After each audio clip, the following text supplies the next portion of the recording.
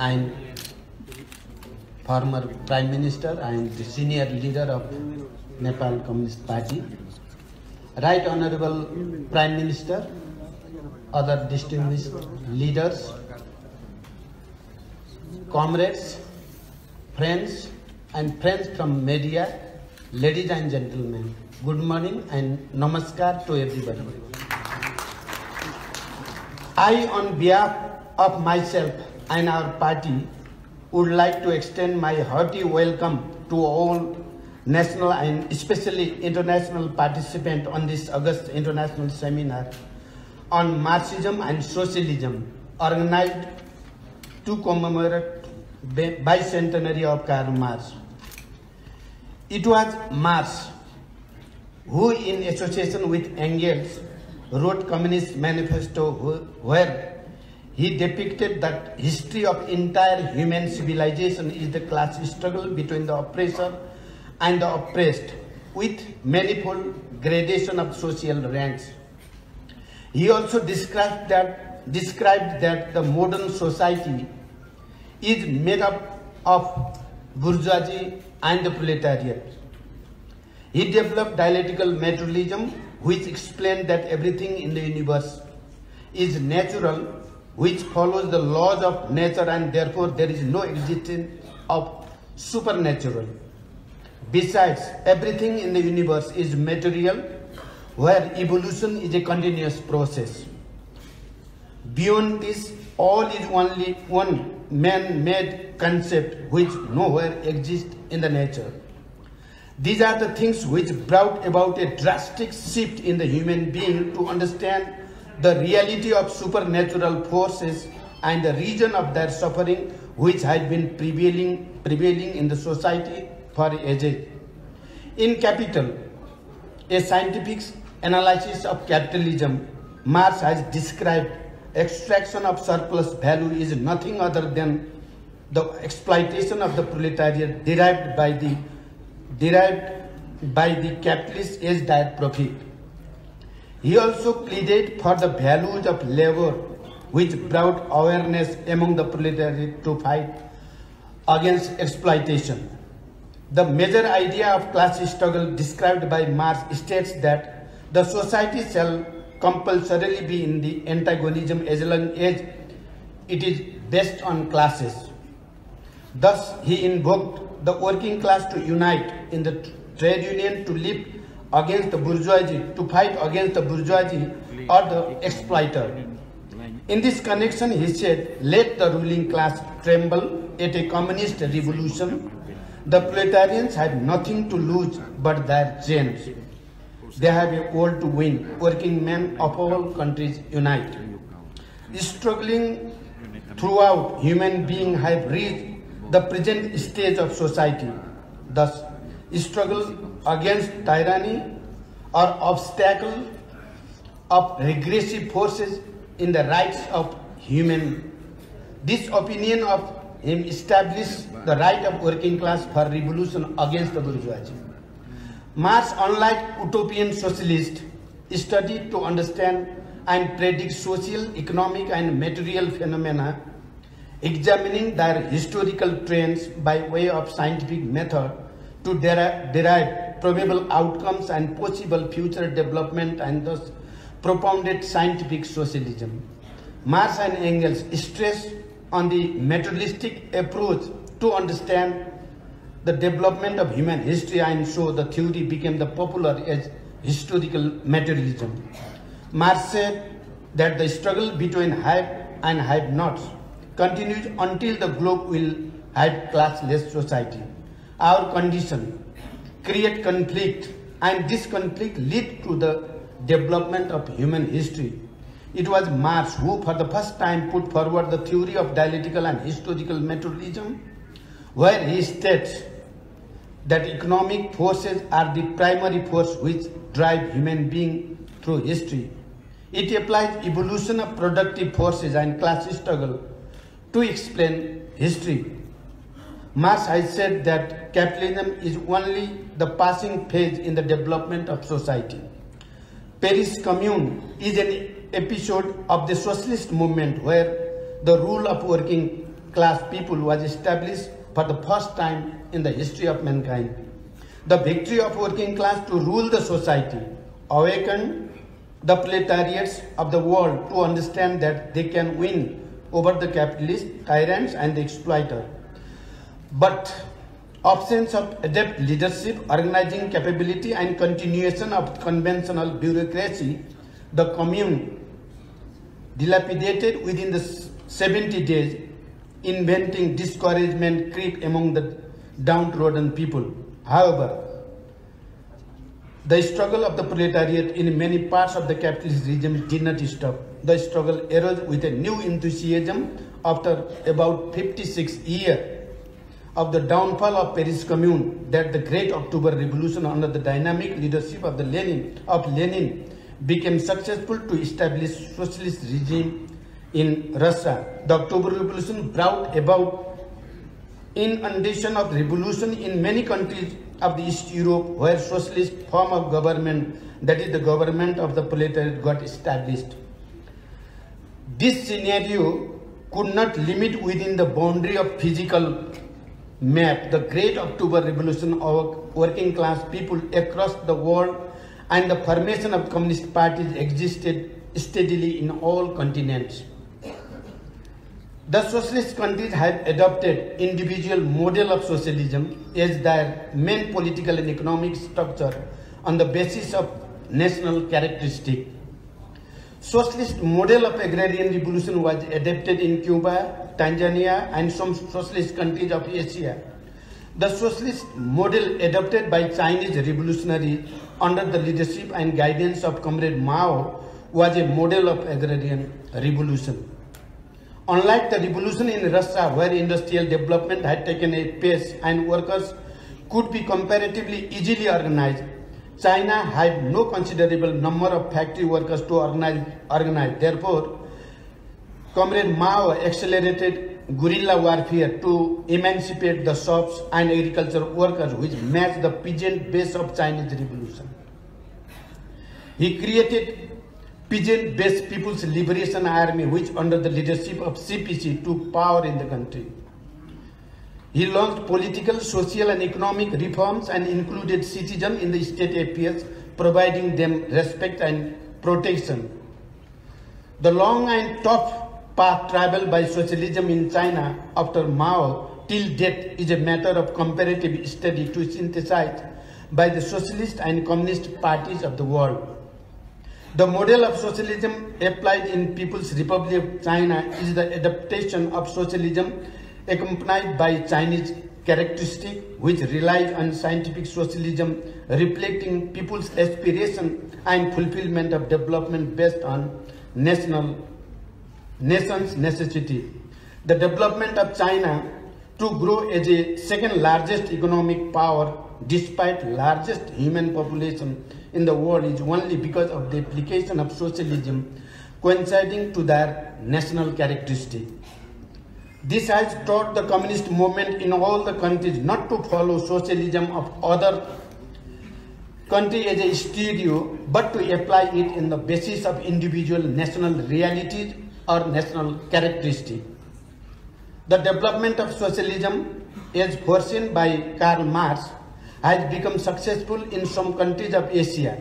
Marxism, being science, cannot be a dogma.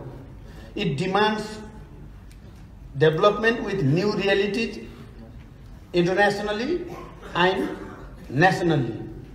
We have observed that imperialism and capitalism have grown very strong in the vital and crucial sector of military and economy. There has been a drastic reduction of number of countries with communist system. Communist parties all over the world should seriously analyze about the setback of the communist regimes. It is a matter of grave concern why in many countries the communist system, supposedly controlled by and dedicated to the works toward the liberation of poor and marginalized section of the society, has not been sustainable, has failed and is not in position to meet the expectation of the people. In many cases, the system has collapsed and countries have come to the old exploitative mode. It has been a matter of debate where the scientific system of Marxism was run dogmatically by the rulers with the power, or whether the contemporary social and economic analysis at the time of Marx has become redundant to the new realities of 21st century. In meantime, the imperialists and capitalists have learned many lessons over the years and adjusted accordingly to survive and move forward. So it is a high time that the communist movement around the world have to grasp the correct lesson from the history and move ahead on the basis of ground realities with the basic tenets of Marxism. Out of positive and negative learning and obvious weakness in the practice of socialism in 21st century, we have come to a conclusion that a thorough analysis on the original characteristic and ways of implementing it is a must to come up with a potential new model of socialism. We ought to continue conducting as a revolutionary character, not only during our struggle, revolution and war against the feudal setup, but also during the period we ourselves are in party and government power, while maintaining a live relationship with the masses of people and inspiring them for the communist ideal. We can thus develop a successful model for 21st century. For 21st century, people's democracy, what we call Janabad, we are debating on the negative connotation of being in the government and continue ruling without bothering to obtain approval and judgment of the people. We should rather advocate practice of people's democracy by the government and within the Communist Party as well. The more we practice and develop democracy by respecting the say and will of the people within the party and the government, or power by empowering the people to have their life control, interference and monitoring and supervision in the affairs of party and the government, the more we strengthen the people's democracy within the country. Thus, this we believe makes socialism more viable, vibrant, and explains the rationale of its necessity to practice it. For the communist movement, this is the challenge of 21st century to survive itself and conquer capitalism. In Nepal, we have our own experience of defending, applying and developing Marxism by revolutionary and communist movement, which are similar to some specific characteristic to Nepalese context and some of sovereign and international importance. In this context, Nepalese people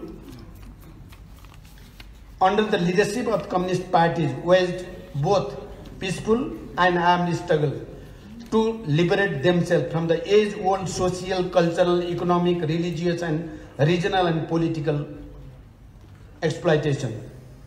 Armed and peaceful struggle were waged by the people in Nepal in the form of People's War and People's Movement. The positive political and social change that have occurred in the country recently are due to the correct understanding of the leadership, the need of 21st century. We have now achieved the federal system of governance, democracy, republicanism, and inclusive nature of the state. We have thwarted the feudalism and are on the way or poised toward achieving socialist setup of the governments of the Nepalese character. Now, recently conducted local, state and national level elections securing near about 2/3 majority of the popular votes, and the people, the communist parties, has confirmed the popularity and viability of the Nepalese political experiment in socialism for 21st century. Recently, a political history has been created in Nepal. Our two parties with largest following in the country, the then CPN, UML and CPN Maoist Center, have joined together to form a single largest political entity in the country, the Nepal Communist Party.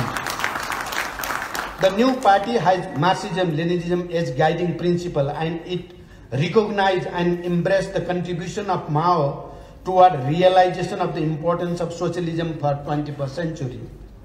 The new party will work towards preparation of socialism with correct strategy for strengthening people's democracy.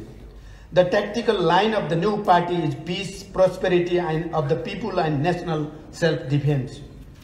It is a dream. It is just like a dream comes true for the majority of the people who have inclination toward the left politics for a long time. They were simply divided and weakened so far, which restricted the process of unleashing the force of development in the country. It is believed that there will be political stability and good governance now onwards for the general prosperity of the people with faster and sustainable development of the country. The economic growth of capitalist countries has been rapid till 20th century, but the beginning of 21st century, the faster economic growth, especially of China and some of other East Asian countries, has created alarming situation for North American and Europe. Some countries of Latin America have also had fast economic expansion. Social security, public education, and healthcare have become fundamental entities of development of a country. In the political sector, protection and implementation of democratic values, confirming human rights, periodic election, multi-party competition to test the support of the people have become the heart and soul of the democratic nation. Many former oligarchic and autocratic countries have also started to follow democratic norms of rules or started to change themselves with some sorts of liberal attitude. The socialist countries in this modern ocean of new thinking should also change themselves from conventional socialist thinking to people's yearning of 21st century, realizing the political and social trends of modern society. We have thus exercised socialism compatible to the modern era and to ground reality of our time. Talking about socialism, we should have to focus our attention firstly on the improvement and development of democracy inside and outside of the party for the general masses of people is fundamental.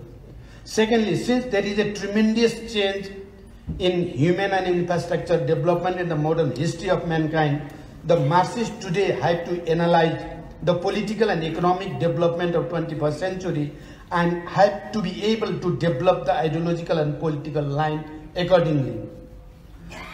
The science and technology has reached to a newer height of its development, and everybody is qualitatively affected from such development as never before in the history of mankind. Especially the development of information technology has compressed the world as a small village with a rapid flow and extension of information. That has created the objective situation in favor of socialism. This development has created the objective situation in favor of socialism than before.